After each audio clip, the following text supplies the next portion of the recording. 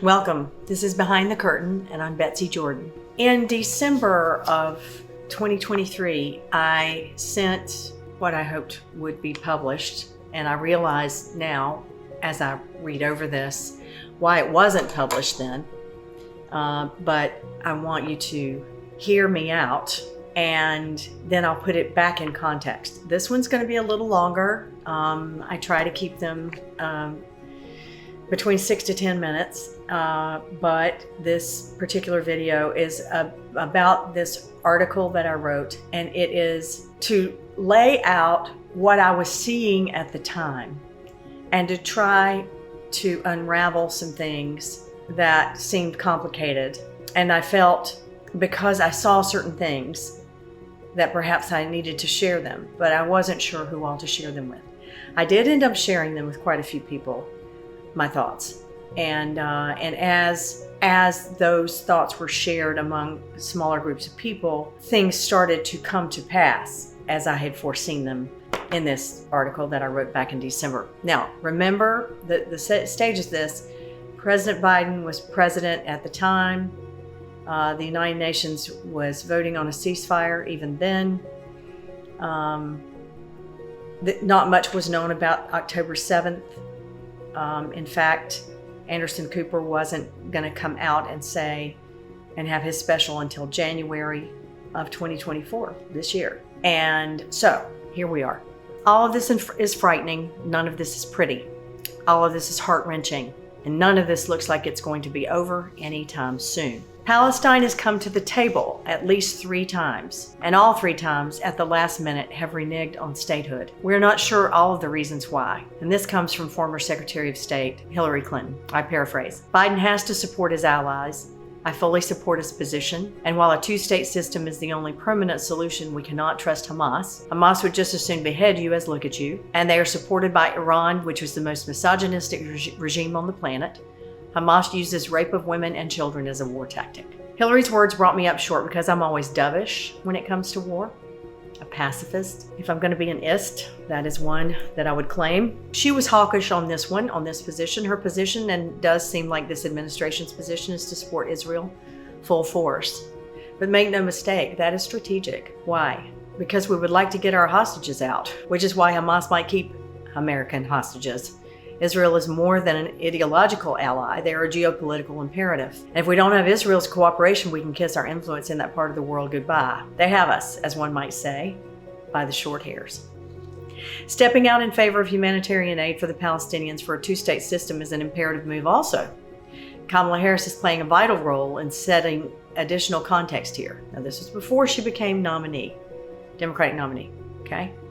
Our leadership knows that Netanyahu has been disastrously bombing the heck out of Gaza, aiming not just at Hamas, but also aiming at establishing a larger territory. That wasn't lost on anyone. So Kamala Harris, with the more progressive outlook on this situation, is not just for optics. She's part of the U.S. administrative leadership, sending a strong message to Israel as well as to the United States citizens and Hamas that we see you, we're watching you. And this is where we stand, despite needing to protect our interest in Palestinian people. We also know the difficulties of getting humanitarian aid into the correct hands. Biden had influence over Netanyahu and was instrumental in causing the 2021 ceasefire after considerable public pressure. He's also going to be instrumental in this ceasefire. The argument then was about Israeli security and might being stronger, and that they were not in imminent danger, warranting such firepower. Netanyahu lost his election and then he returned. And this time, he knows he had to have justification for what he wanted to do all along. Netanyahu knew about the Hamas plan and had known about the plan for Hamas to attack. You see, letting it happen allowed Netanyahu to unleash a world of hell on Gaza, and Biden can only influence this outcome. Because of that shelling at Israel's hand now, Israel's being attacked from the north. Iran-backed Hamas and Hezbollah, in addition Hezbollah being supported by Russian arms, means we must defend Israel while also doing everything we can to contain this in Gaza and support the Palestinians, even though they have been strongly under Hamas's thumb and Israeli squeeze for years. Lest you think this is not humanitarian, unfortunately and tragically, it is having to be considered in a larger context. It is irresponsible to say that the Department of Defense and the Vice President of the USA don't also represent the administration. It's also irresponsible to call President Biden, Genocide Joe. That is a moniker that's just not true. At one time, we could feel pretty confident that Israel could defend themselves because Hamas did not breach their security system. That is no longer the case. Was and is. Whether it's driven by Netanyahu, whether it's driven by actions of Hamas, it does not matter. We cannot let Hamas and Hezbollah take over Israel. If we did that, we might as well be giving it all up to Iran. Understand that this is the crisis we're in. Yes, it is horrible. The loss of human life everywhere is heart-wrenching. It is horrible that we're dealing with people who are not going to ever be reasonable. And that includes Netanyahu now, perhaps because he's just fed up. Someone supposed that if the Canadians were firing rockets at us, we'd bomb them too. Well, I suppose if we'd cut off all the Canadian trade routes, blocked their borders, and therefore hated each other, that might just be the case. My point is, we're not going to find a true comparison or justification for any of this. We don't want to displace anyone. The issue is Hamas is located very strategically under community centers like hospitals, schools, underpopulated neighborhoods, and the aim of that was to get them out of there. Now we also believe that Netanyahu wants to take over Gaza, and that is something we've never condoned, nor will we. Ever. Calling Biden Genocide Joe is akin to when President Trump was saying that China was responsible for the virus. It can lead to bloodshed in this country. It can lead to brutality in our own country. Knowing that did not stop Trump. Trump only stopped saying that when President Xi asked him to do so politely. Trump only stopped saying that China was responsible for the virus when President Xi asked him nicely. As Bob Woodward shared in the Trump tapes. By the way, that's a great book. You should read it. The only reason to create such hyperbole is to cause disruption or shift the blame. It's unconscionable. Ask yourself, who benefits from disruption in our country? I was listening to a podcast by the Useful Idiots the other day. I'm not sure how useful they are right now. They seem to be blaming America for almost everything, saying even after Ukraine was included in the latest funding request to Congress, that we don't care about Ukraine anymore, etc., etc. Now, I get that we are the nation with big shoulders, the one others love to hate. Case in point, I was in Panama. They were blaming us for the copper union strike. We didn't have anything to do with that except it was an American company which would purchase the copper. It was certainly not our government, not at this juncture. Now I understand. I also understand we supported leadership that supported democracy, supposedly, but then ended up not being the best choice for certain countries. We have protected our interests over and above human rights in many cases. So I'm not saying that we are angels. I wish we were more angelic. But lest you think that overthrowing the Biden administration is going to lead to something that's more democratic, that has more people being able to have a say in our government, you are wrong. Dead wrong. This is not a simple black and white answer. It's not an Israel against Palestine answer. That is not what is happening. It may look like that. It's designed to look that way. And the press is falling right into the hands of our enemies, Iran and Russia. Make no mistake. Putin and cronies are not fans of democracy, even though Putin is president of that country. Putin's leadership, Putin is not a fan of the United States. I don't care how buddy-buddy he may have been with our former president. He is manipulating him. He cannot do this with Biden. The Russians under Putin's leadership also manipulated our 2016 election. Mueller didn't want to charge a sitting president with a crime, yet it is proven, read the Mueller report, that there was Russian influence. Putin has also got something to do with this disruption. Honestly, I wouldn't put it past him to have something to do with how many shootings we have in schools.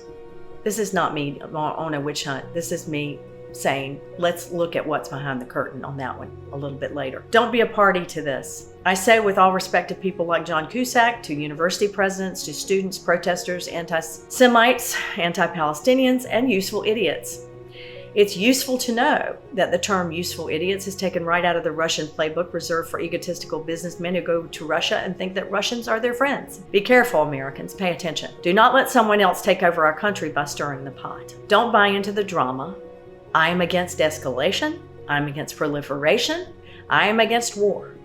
But if someone is not going to be reasonable and going to cut off the heads off anybody who doesn't agree with them, we have to stop them any way we can. It's a sad state of affairs, but Iran is winning this because they are being helped to win this. I hope and pray that Americans will wise up and not be our own enemies.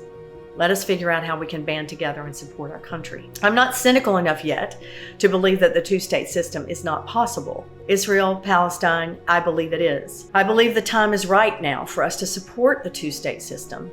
We have to keep it at it as long as we can. And yes, we will have to support and defend that two-state system as well. I'm sorry this is so long. I also believe that Netanyahu is going to go to jail soon as they figure out what I knew a week after the attack, that he knew about the Hamas plan to attack. The United States is going to have to support Israelis in bringing him to justice, But to do that, we must stay in a position of influence. We also must get our hostages back. Ceasefires have not been honored by Hamas in the past, and when they have been instituted, it means a regrouping and reorganization of Hamas's efforts. The position that we are in, having so much influence, yet also having to wait to exercise it, is beyond frustrating and just unbelievable. Vice President Harris responding to what is happening in Gaza as the administration responding as a team. She's not acting as Lone Ranger. And any suggestion of that is ridiculous. The big players on the field are Iran, Russia, and the United States. By the way, while they think we're not looking, there's going to be a war between Taiwan and China. Things are coming to a head. The mountain gets the steepest the closer you get to the top. We need to hang in there, America. Hang in here for democracy. The time is right to make massive changes in the way we elect our president, in the way that we negotiate with our allies and for our allies, and with the way that we are presenting ourselves in the world. Biden has been trying to make that shift. He's been moving to pull us out of war. We're not in war. Not the United States. Israeli leadership does not want that, neither does Iran or Russia. They want us to stay there. They do this because causing this disruption is working for them. We shouldn't let it. My opinions are all my own. I'm an independent American citizen representing myself, fighting for the preservation of democracy in the United States of America. I do not profit by what I'm saying here. I spend most of my time between North Carolina and D.C. And that was Behind the Curtain, IMO. Thank you for being here.